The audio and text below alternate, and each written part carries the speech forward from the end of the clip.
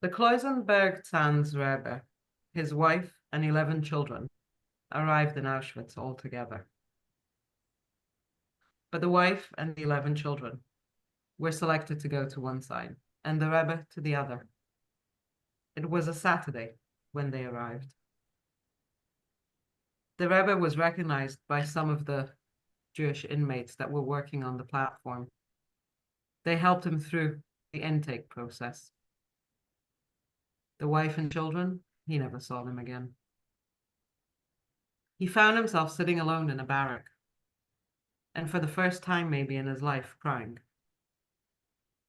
And he cried out to God, "Why? Why have you taken everything from me? What have I done?" A young man walks in, carrying a piece of bread with jam. Says to the Rebbe, "Here, take. This is probably the only kosher thing you can eat here. Bread, jam." The Rebbe looked at the boy, tears still running down his face, and says, "God takes, God gives."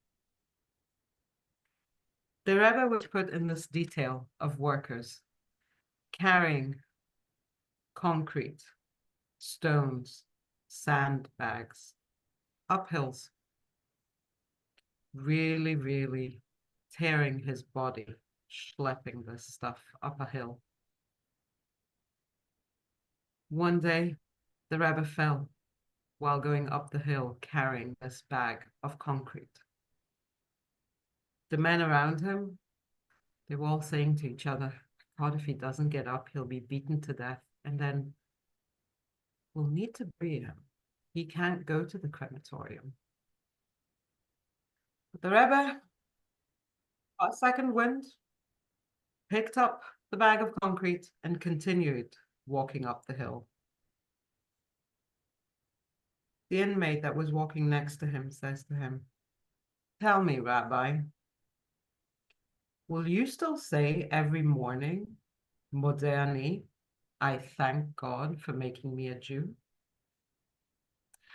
The Rebbe smiled and said to him, "If I haven't said it with enough meaning up to now, I'll say it with more meaning from now. Because if I wasn't born as a Jew, I might have been born like one of them," pointing to the Nazi guards.